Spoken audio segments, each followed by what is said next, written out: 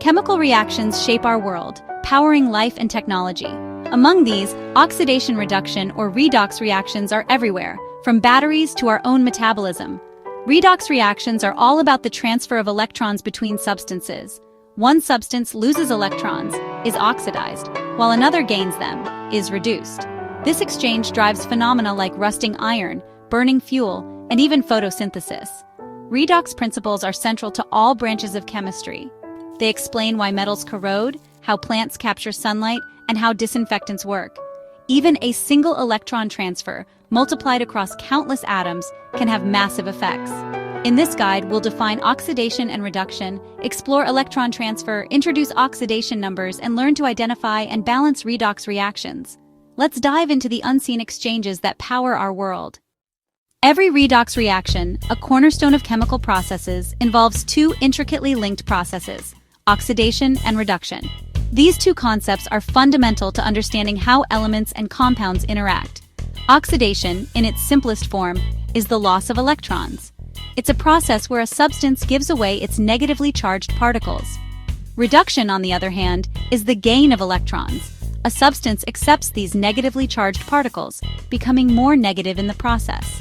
To help remember this crucial distinction, use the mnemonic oil rig: oxidation is loss, reduction is gain. This simple phrase can be a lifesaver when trying to keep track of electron transfer. Historically, oxidation was understood as the process of combining with oxygen, a common element in many reactions. But now, with a deeper understanding of atomic structure, it's more accurately defined by electron transfer, regardless of whether oxygen is involved. For example, when sodium loses an electron to become Na+, forming a positive ion, it's oxidized. Conversely, when chlorine gains an electron to become Cl, forming a negative ion, it's reduced. These processes always occur together. They are two sides of the same coin. One species willingly gives up electrons, acting as an electron donor, while another eagerly accepts them. The substance that loses electrons, the electron donor, is known as the reducing agent. It causes reduction in another species by providing the electrons needed for the reduction process. Conversely, the one that gains electrons, the electron acceptor, is the oxidizing agent. It causes oxidation in another by accepting their electrons. In the classic example of sodium reacting with chlorine, sodium is the reducing agent, readily giving up its electron, and chlorine is the oxidizing agent, eagerly accepting it. This electron exchange, this give and take, is the very heart and soul of all redox reactions.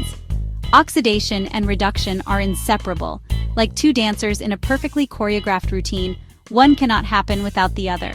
They are intrinsically linked. The interplay between these agents, the dance of electron transfer, drives countless chemical and biological processes, from the simplest reactions to the most complex life functions. Understanding who gives and who takes electrons, identifying the oxidizing and reducing agents, is key to mastering redox chemistry and unlocking its vast potential. Whether it's in a metal corroding, slowly returning to its oxidized state, or a cell generating energy, harnessing the power of electron flow, the same fundamental principles apply, governing the behavior of matter.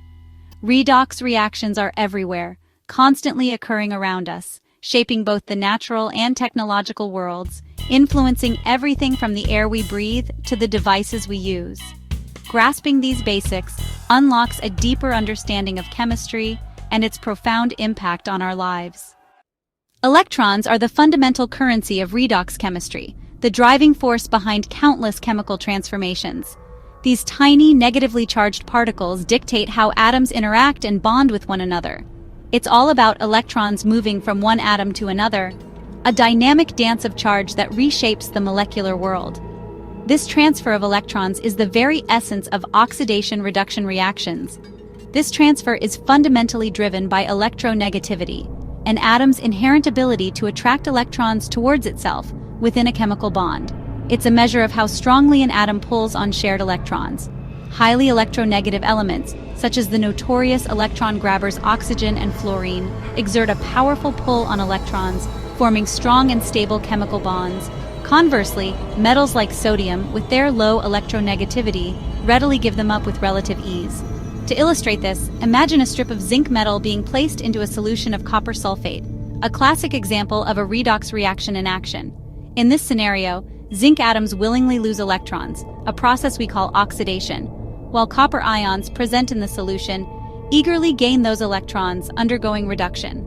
As a result, solid copper metal begins to form, often precipitating out of the solution. To better understand the intricacies, the overall process can be conveniently split into two distinct half reactions, one representing the oxidation of zinc, where zinc loses electrons, and the other depicting the reduction of copper ions, where copper ions gain those very electrons. Crucially, the number of electrons lost by zinc atoms is precisely equal to the number gained by copper ions, ensuring a perfect balance of charge and stoichiometry. This direct and complete transfer of electrons represents the simplest and most straightforward type of redox scenario. However, even in covalent compounds, where electrons are not fully transferred but rather shared between atoms, the fundamental concepts of redox chemistry still hold true and are remarkably applicable. Consider the ubiquitous water molecule. Within water, oxygen, being significantly more electronegative than hydrogen, attracts the shared electrons much more strongly, leading to the development of partial positive and negative charges on the hydrogen and oxygen atoms, respectively. In this sense, we can say that oxygen is partially reduced, while the hydrogens are partially oxidized, even though no complete electron transfer has occurred. Therefore, redox chemistry isn't solely about the complete transfer of electrons. It's also fundamentally about subtle shifts and redistributions in electron density within molecules. Adopting this broader perspective is crucial for understanding the chemical behavior of nonmetals and the reactivity of complex organic molecules. Electron transfer, whether it manifests as a complete transfer or a partial shift in electron density, ultimately underpins a vast and diverse range of chemical reactions that shape our world.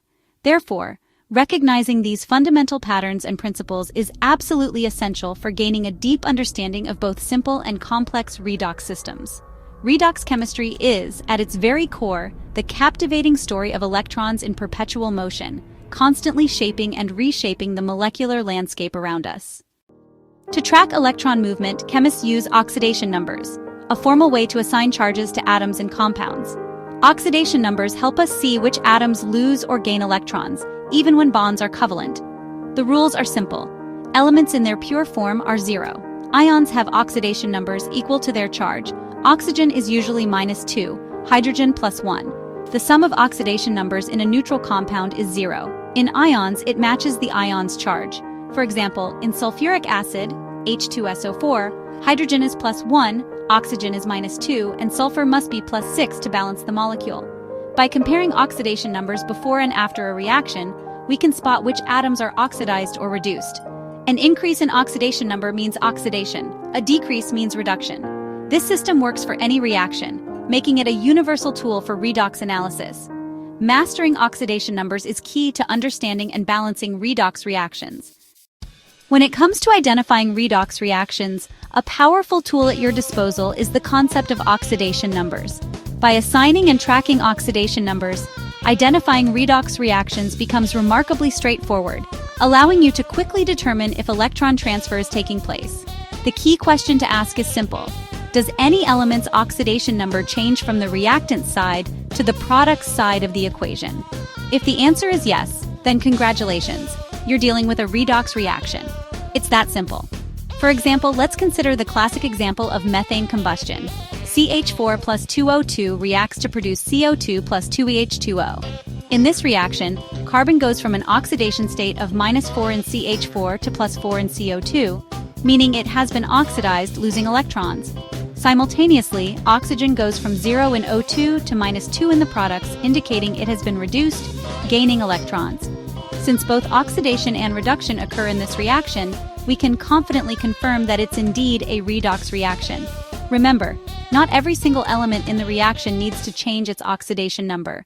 Just the change in one element is sufficient to classify it as redox. In contrast, consider acid-base reactions, such as HCl plus NaOH reacting to form NaCl plus H2O.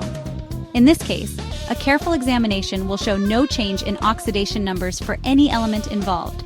The absence of electron transfer definitively indicates that it's not a redox reaction. Therefore, this simple check of oxidation numbers serves as the definitive test for identifying redox reactions. At its core, redox reactions are all about electron transfer. while non-redox reactions, like acid-base neutralizations, do not involve this fundamental process.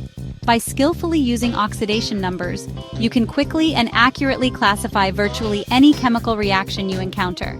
Mastering this skill is absolutely essential, not only for success in academic chemistry, but also for a wide range of practical applications in the field.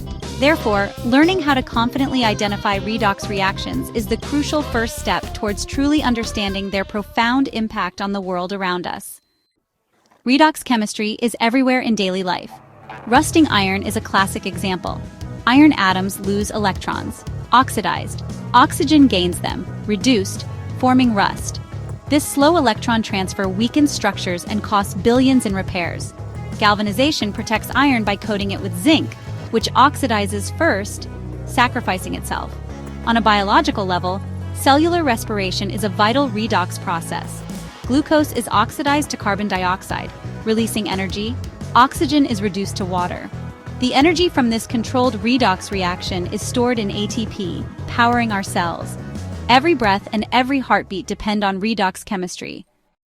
Batteries are controlled redox reactions that generate electricity.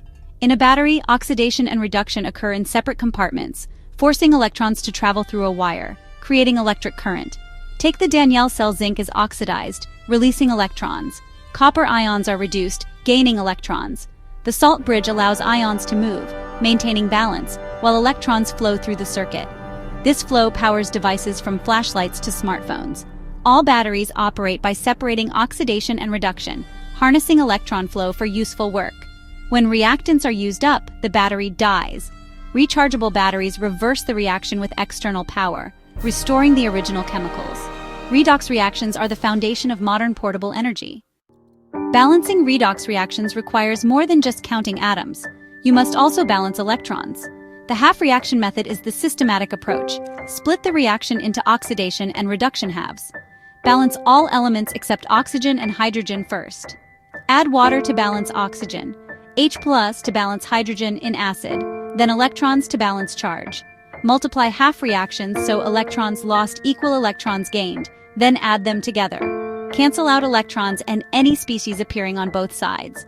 For basic solutions, add OH to neutralize H+, forming water. This method ensures every redox equation is balanced and accurate. Redox chemistry is a unifying theme in science and technology. From rusting ships to exploding dynamite, the transfer of electrons drives dramatic changes. Redox reactions power batteries, fuel cells, and even our own metabolism. Mastering oxidation numbers and balancing equations opens doors to innovation in energy, materials, and environmental science. The future of sustainable energy and green chemistry depends on understanding redox. New batteries, cleaner processes, and advanced materials all rely on these principles. By learning redox, you gain a powerful lens for viewing and shaping the world. Chemistry, at its heart, is the dance of electrons, and redox is its rhythm.